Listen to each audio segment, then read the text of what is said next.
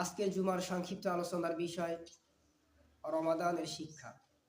ইনশাআল্লাহ তাআলা কোরআন এবং সহিহ হাদিসের আলোকে রমাদান মাসের শিক্ষা সংক্রান্ত আলোচনা উপস্থাপন করব। আমা তৌফিকি ইল্লা বিল্লাহ। আল্লাহ সুবহানাহু ওয়া তাআলা আমাকে বলার এবং আপনাদেরকে শোনার তৌফিক দান করুক। সকলে বলি আল্লাহুম্মা আমিন। রমাদান আমাদের মাঝে এসেছে আমাদেরকে প্র্যাকটিক্যালি মুসলিম হওয়ার জন্য। কারণ আল্লাহ সুবহানাহু ওয়া তাআলা সূরাতুল বাকারার 183 নম্বর আয়াতে স্পষ্ট জানিয়ে দিয়েছেন, ইয়া আইয়ুহাল্লাযীনা আমানু, হে ঈমানদারগণ। মানে যারা ঈমান এনেছে আল্লাহ তাআলা শুধু তাদেরকে বলতেছে। সুতরাং আমরা যারা মসজিদে আজকে এসেছি, আশা করা যায় আমরা ঈমানদার। কুতিবা আলাইকুমুস সিয়াম কামা কুতিবা আলাল্লাযীনা মিন ক্বাবলিকুম। যেহেতু আল্লাহ বললেন যে আমরা যেহেতু মসজিদে আসছি বিধে আমরা ঈমানদার, সুতরাং আল্লাহ ঈমানদারদেরকে বলতেছেন যে তোমাদের উপর রমাদানের রোজাকে ফরজ করা হয়েছে, যেমন ভাবে ফরজ করা হয়েছিল তোমাদের পূর্ববর্তী গণের উপর। আমাদের মাঝে প্রশ্ন থাকতে পারে, আল্লাহ সুবহানাহু ওয়া তাআলা শুধু আমাদেরকে বলে ইয়া আইয়ুহাল্লাযীনা আমানু, আমরা ঈমান এনেছি বিধায় আমাদের উপর আল্লাহ তাআলা সিয়াম ফরজ করে দিয়েছে। তারপরে আল্লাহ তাআলা সান্ত্বনা দিয়ে বললেন যে শুধু তোমাদের উপর রোজা ফরজ নয়, পূর্ববর্তী যারা ছিল তোমাদের, তারা রমাদানের সিয়ামটা পালন করেছিল, তবে তাদের সিয়ামটা ছিল আমাদের সিয়ামের থেকে ভিন্ন। কেউ 2টা সিয়াম পালন করতো বছরে, কেউ একটা পালন করত, কেউ আবার একদিন পর সিয়াম পালন করতো, তাদেরটা ছিল ভিন্ন। সম্মানিত উচিত, তবে এই যে আমরা রমাদান পেলাম, এই রমাদান থেকে আমরা কি শিক্ষা নিব? আজকের আলোচনার সংক্ষিপ্ত বিষয় হচ্ছে এটা, রমাদান মাসের শিক্ষা তথা রমাদানের শিক্ষা। ইনশাআল্লাহ তাআলা রমাদানের শিক্ষা তথা রমাদানের অসংখ্য শিক্ষা আছে। মূল যে শিক্ষাটা সেটা হচ্ছে তাকওয়া, লাআল্লাকুম তাত্তাকুন, যেন তোমরা মুত্তাকি হতে পারো, যেন তোমরা তাকওয়াশীল হতে পারো এই রমাদান মাসের মাধ্যমে, সিয়াম সাধনার মাধ্যমে। সম্মানিত উপস্থিতি, এই যে আমরা কিভাবে মুত্তাকি হব, আমরা আল্লাহ তাআলাকে কেমন ভয় করব। রমাদান মাসে আমাদের অবশ্যই স্ত্রী সহবাস অন্যান্য মাসে জায়েজ ছিল, শুধু জায়েজ নয়, এটা হচ্ছে পুণ্যের কাজ। কিন্তু রমাদান মাসে আল্লাহ তাআলাকে ভয় করার সর্বসেরা একটা উদাহরণ যে আমি রোজাদার, আমি সিয়াম পালন করেছি। যেহেতু আল্লাহ সুবহানাহু ওয়া তাআলা রাসূলের মাধ্যমে জানিয়ে দিয়েছেন রোজা হচ্ছে বা সিয়াম হচ্ছে সুবে সাদিক থেকে শুরু করে সূর্যাস্ত পর্যন্ত যাবতীয় পানাহার এবং স্ত্রী সহবাস থেকে বিরত থাকার নাম। সুতরাং আল্লাহ বলেছেন স্ত্রী সহবাস করা যাবে না, আমি স্ত্রী সহবাস করব না, এটাই হচ্ছে তাকওয়া। এই যে আপনি হালাল কাজটাকে ভয় করতেছে, আপনি যদি হালালকে ভয় করতে পারেন, আপনি হারামকে কেন ভয় করবেন না? আপনারা বা আমরা থেকেছি বেঁধে আমরা মুত্তাকি হতে পেরেছি, আমরা তাকওয়াশীল হতে পেরেছি। সম্মানিত উপস্থিতি, সুতরাং রমাদানের মূল শিক্ষাই হচ্ছে তাকওয়া তথা মুত্তাকি হওয়া। সম্মানিত উপস্থিতি, তাহলে আমরা আল্লাহ তাআলাকে কেমন ভয় করব? শুধু কি 1 মাস ভয় করে শেষ, এমনটা কিন্তু নয়। আমরা আল্লাহ সুবহানাহু ওয়া তাআলাকে আমাদের জীবন দশায় প্রত্যেকটা মুহূর্তে আমরা ভয় করব ইনশাআল্লাহ তাআলা। আল্লাহ সুবহানাহু ওয়া তাআলা কেমন একটা আয়াত, সূরাতুল আল ইমরান 102 নম্বর আয়াতে আল্লাহ তাআলা বলে, ইয়া আইয়ুহাল্লাযীনা আমানুত্তাকুল্লাহ, হে ঈমানদারগণ তোমরা আল্লাহ তাআলাকে ভয় করো, হাক্কা তুকাতিহি, না হয়ে কবরে যাইও না। সুতরাং কবরটা মুসলমান ব্যতীত অন্য কারোর জন্য এখান থেকেই জাহান্নামের আযাব শুরু হয়ে যাবে। সম্মানিত উপস্থিতি, কবরের আযাবের বর্ণনা আমরা শুনবো ইনশাআল্লাহ তাআলা অন্য কোন জুমায়।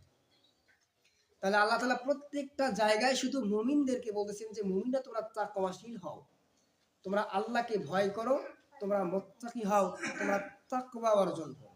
সম্মানিত উপস্থিতি, এই তাকওয়ার উদাহরণটা আমরা কেমন ভাবে যথাযথ ভয় করব, আমরা সহিহুল বুখারীর একটা হাদিস থেকে জানবো ইনশাআল্লাহ। আল্লাহর নবী সাল্লাল্লাহু আলাইহি ওয়াসাল্লামের পূর্বের যুগে, মানে আমাদের রাসূল সাল্লাল্লাহু আলাইহি ওয়াসাল্লামের পূর্বের যুগে একজন ব্যক্তি ছিলেন, বিশাল ধর্মবান ব্যক্তি ছিলেন, তিনার সন্তান সন্ততি ছিলেন। তিনি ডাক দিয়ে বললেন, হে আমার আদরে মারা যাব, তখন তোমরা আমাকে পুড়ে ছাই করে ফেলবা, এবং সেই ছাই করেই শুধু শেষ নয়, তোমরা ছাই করে সেটা প্রচন্ড প্রবল বাতাসের মধ্যে ছিটিয়ে দিবা। আল্লাহকে ভয় দেখেন কিভাবে করতেছে, তার দেহটাকে ছাই করে দেবে, কিন্তু মুসলমানকে ছাই করা জায়েজ নাই, মুসলমানকে সেটা ছাই করা যাবে না, তাকে পুঁতে ফেলতে হবে অথবা নদীর মধ্যে বা স্রোতের মধ্যে ভাসিয়ে দিতে হবে।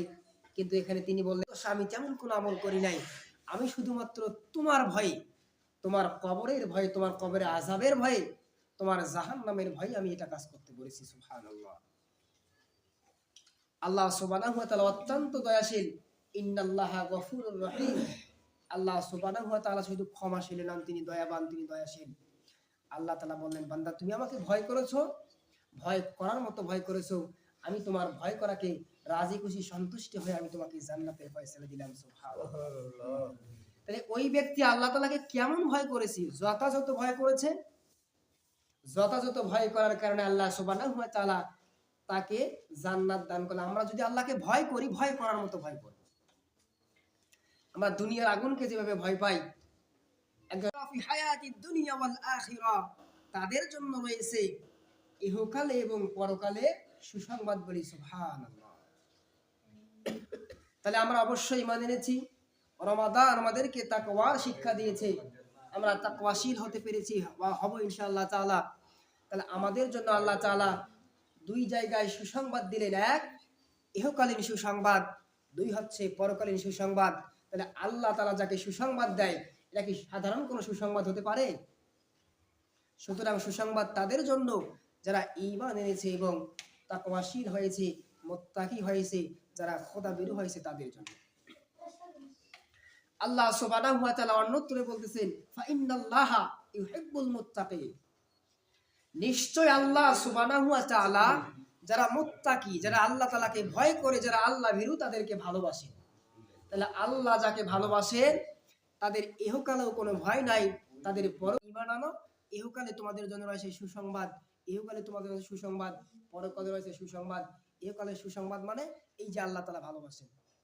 একটা মানুষের কথা শোনার জন্য, একটা মানুষকে দেখার জন্য লাখো লাখো মানুষ সমবেত হয়। অবশ্যই এটা আল্লাহ সুবহানাহু ওয়া তাআলার পক্ষ থেকে ভালোবাসা, অবশ্যই এটা আল্লাহ সুবহানাহু ওয়া তাআলার পক্ষ থেকে ভালোবাসা। বুখারীর মধ্যে একটা হাদিস এসেছে, আল্লাহ সুবহানাহু ওয়া তাআলা যখন কাউকে ভালোবাসেন, আল্লাহ জিবরাইলকে ডেকে বলেন, জিবরাইল যাও দুনিয়া আসমানের মধ্যে ঘোষণা দিয়ে দাও, আমি আল্লাহ তাআলা অমুক ব্যক্তিকে ভালোবাসি, সুতরাং আসমানবাসী তোমরাও তাকে ভালোবাসো, তোমরাও তার প্রতি করুণাশীল রহমত করা শুরু করে দিয়ে দাও। এই যে আল্লাহ তাআলা যাকে ভালোবাসেন, হাদিস বললেন যে দুনিয়ার মানুষও তাকে ভালোবাসে, আসমানের ফেরেশতাও তাকে ভালোবাসে। দুনিয়ার মানুষ তার জন্য দোয়া করে, আসমানের ফেরেশতাও তার জন্য দোয়া করে। বাস্তব উদাহরণ আপনাদের চোখে হাজার হাজার আছে। একটা করে মানুষের জন্য হাজার হাজার মানুষ তাক লেগে দাঁড়িয়ে থাকে তার কথা শোনার জন্য। সুতরাং এই যে ভালোবাসাটা অর্জন করতে হবে ঈমান আনার পর, মুত্তাকি হওয়ার মাধ্যমে, বলি সুবহানাল্লাহ। সুতরাং এই যে আমরা রমাদান পেলাম, রমাদানের মূল শিক্ষাই হচ্ছে তাকওয়া। আল্লাহ সুবহানাহু ওয়া তাআলা যে আয়াত দিয়ে আমাদেরকে রমাদানের সিয়ামকে ফরজ করে দিয়েছেন, সেই আয়াতের শেষে আল্লাহ তাআলা বলেছেন, লাআল্লাকুম তাত্তাকুন, যেন আমরা মুত্তাকি হতে পারি, যেন আমরা, যার ঈমান নাই তার আমলে সলে আল্লাহর দরবারে আল্লাহর খাতায় লেখার কোনো অপশন নাই। আগে ঈমান, তারপর আমলে সলে, আগে ঈমান তারপর দান, আগে ঈমান তারপর সালাত, আগে ঈমান তারপর আল্লাহ সুবহানাহু ওয়া তাআলাকে ভয়। যদি বা আল্লাহ তাআলা অন্যত্রে বলেছেন যে হে মানুষ সকল তোমরা আমি আল্লাহ তাআলাকে ভয় করো, ইয়া আইয়ুহান নাস ইত্তাকুল্লাহ, অনেক জায়গায় বলা আছে। তবে রমাদানের যে আলোচনার বিষয়, ঈমান আনতে হবে, সিয়াম পালন করতে হবে, আল্লাহ সুবহানাহু ওয়া তাআলাকে ভয় করতে হবে। যেহেতু সংক্ষিপ্ত সময়, আমরা একটু জানলাম যে আল্লাহ সুবহানাহু ওয়া তাআলা ইহকালীন ফায়দাটা আমাদের জন্য কি দিয়েছেন। ফায়দা মানে হচ্ছে উপকারিতা। আমরা এখন জানবো যে আল্লাহ তাআলা যেহেতু বললেন যে ইয়া আইয়ুহাল্লাযিনা আমানু ওয়া কুনু ইয়াত্তাকুল্লাহ, যারা ঈমান এনেছে, আল্লাহ তাআলাকে ভয় করেছে, যারা মুত্তাকি হয়েছে, লাহুমুল বুশরা, তাদের জন্য আছে সুসংবাদ, ফিল হায়াতিদ দুনিয়া ওয়াল আখিরাহ। আমরা দুনিয়াতে একটু জানলাম, এখন জানবো যে ফিল আখিরাহ, তথা আমাদের জন্য আখিরাতে আল্লাহ তাআলা কি সুসংবাদ দিয়ে রেখেছেন। আল্লাহ সুবহানাহু ওয়া তাআলা বলতেছেন সূরাতুল জুমার, ওয়াসিকাল্লাযী তাকা রাব্বাহু মিনাল জান্নাতি যুমারা, আল্লাহ সুবহানাহু ওয়া তাআলাকে ভয় করতে হবে। ইন্নাল্লাহা, নিশ্চয় আল্লাহ তাআলা, মাকামান আমিন, নিশ্চয় যারা আল্লাহ সুবহানাহু ওয়া তাআলাকে ভয় করেছে তারা থাকবে নিরাপদ স্থানে। তাহলে কাল কিয়ামতের কঠিন দিনে আল্লাহ সুবহানাহু ওয়া তাআলা আমাদের যদি নিরাপদ স্থানে রাখে, আমাদের কোনো ভয় আছে? তবে যে কথাগুলো বললাম সব কথার মূলে একটা কথা, সেটা হচ্ছে তাকওয়া, তাকওয়া, তাকওয়া। আল্লাহর ভয়, আল্লাহ ভীতি, আল্লাহর ভয়, আল্লাহ ভীতি। যার আল্লাহ ভীতি নাই তার কিছু নেই।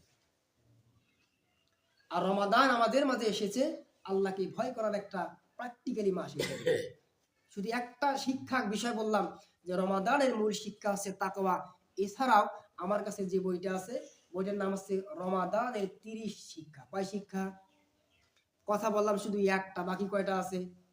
বাকি আছে আরো 29। একটা মাসে যদি আমরা এই শিক্ষাটা অর্জন করলাম, বাকি মাসগুলো ঝগড়া কোনো প্রয়োজনে হয় না। মানে একজন ঝগড়া তো একা একা কখনো হয় না, আর একজন অবশ্যই লাগবে। তা ও আপনাকে দুইটা গালি দিলে আপনি সাইড কেটে চলে যান, আশা করি ঝগড়া লাগবে না। কি আপনাকে শালা বলতেই পারে, কোনো সমস্যা নেই। কারণ ও বলেছে ঠিক আছে, আপনি প্রতিবাদ করেন না, আপনি প্রতিবাদ না করবেন, আপনার প্রতিবাদটা আল্লাহর পক্ষ থেকে আল্লাহর ফেরেশতা করবে। সম্মানিত উপস্থিতি, আসুন সংক্ষিপ্ত সময় আমরা যে কথাগুলো শুনলাম, এই কথাগুলোর উপর আমল করে আল্লাহ সুবহানাহু ওয়া তাআলা তৌফিক দান করুক। সকলে বলি আল্লাহুম্মা আমিন। ওয়া মা আলাইনা ইল্লাল বালাগ। আসসালামু আলাইকুম ওয়া রাহমাতুল্লাহি ওয়া বারাকাতুহু।